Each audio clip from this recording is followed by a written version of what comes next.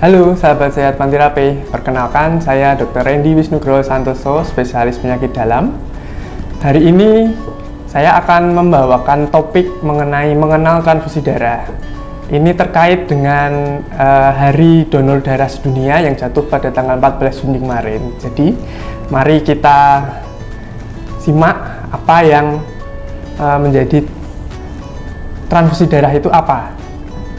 Jadi transfusi darah sendiri adalah secara definisi merupakan suatu proses memindahkan darah dari donor ke pasien atau resipien. Jadi jenis-jenis transfusi darah sendiri itu ada banyak. Yang pertama adalah whole blood atau darah utuh. Jadi darah yang ditransfusikan adalah semua komponen darahnya.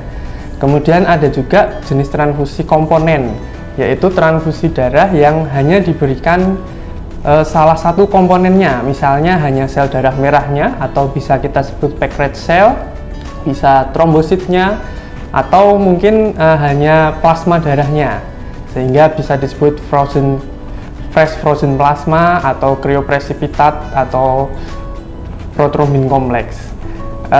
Untuk indikasinya, jadi indikasi transfusi darah itu pertama untuk mengganti volume darah, misalnya pada saat kasus pendarahan yang berat, misalnya pada kasus trauma atau pada operasi yang terjadi pendarahan, maka biasanya diberikan whole blood atau darah utuh sehingga cepat menggantikan volume darahnya. Atau pada kasus anemia berat, di mana di sini tujuannya adalah untuk meningkatkan kadar hemoglobinnya. Jadi yang diberikan adalah hanya sel darah merahnya saja atau packed red cell. Biasanya pada kasus-kasus anemia berat akibat misalnya defisiensi besi, atau pada kasus leukemia atau gangguan darah thalassemia. Juga transfusi darah bisa diberikan pada kasus gangguan koagulasi atau gangguan proses penjenalan darah. Jadi yang diberikan biasanya adalah faktor-faktor pembekuan darah yang bisa berasal dari plasma darahnya. Kemudian dari itu tadi adalah indikasi. Kemudian bagaimana sih proses transfusi darah itu berlangsung? Jadi untuk proses transfusi darah itu ada yang namanya pemeriksaan pretransfusi. Jadi pada saat pemeriksaan pretransfusi atau sebelum dilakukan transfusi, kita harus memeriksa golongan darahnya. Jadi golongan darah si donor dan si pasien ini harus dipastikan sama.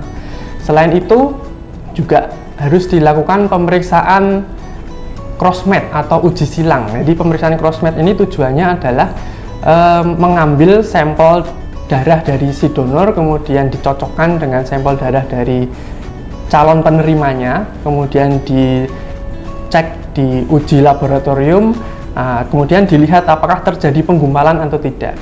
Apabila terjadi penggumpalan, itu artinya terjadi inkompatibilitas atau ketidakcocokan. Jadi tetap walaupun golongan darahnya sama, tapi kalau setelah diuji cross ternyata ada penggumpalan, maka lebih disarankan untuk mengganti darah donor yang lain yang lebih cocok.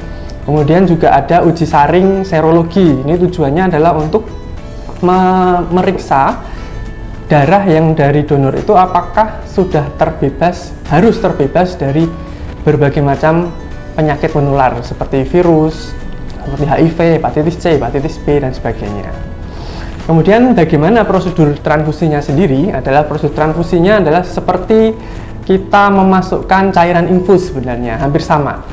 Jadi nanti ada darah yang sudah disiapkan, kemudian darah itu akan masuk melalui selang infus melalui pembuluh darah pasien. Untuk prosesnya bisa berlangsung sekitar 20 menit sampai 4 jam tergantung jenis darah yang ditransfusikan. Dan selama proses pentransfusian itu nanti akan diawasi oleh petugas kesehatan seperti dokter atau perawat. Lalu indikasi efek samping dari transfusi darah sendiri itu bermacam-macam. Sebenarnya apabila semua prosedur itu sudah dikerjakan dengan baik, biasanya efek samping ini sangat minimal. Namun tetap saja ada efek samping yang mungkin bisa terjadi. Yang pertama adalah alergi. Jadi reaksi alergi seperti gatal-gatal, atau mungkin orang bilang itu bentol-bentol, biduran, atau sampai dengan yang berat misalnya shock anafilaktik itu bisa terjadi, walaupun yang reaksi berat ini kejadiannya sangat jarang.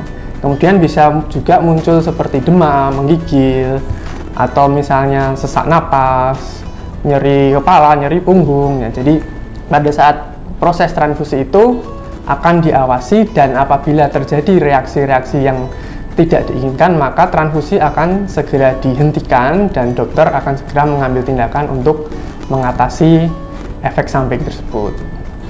Jadi itu tadi sekilas mengenai transfusi darah. Semoga bisa menjadi tambahan informasi bagi Bapak Ibu sekalian. Sekian dari saya, salam sehat, tetap semangat.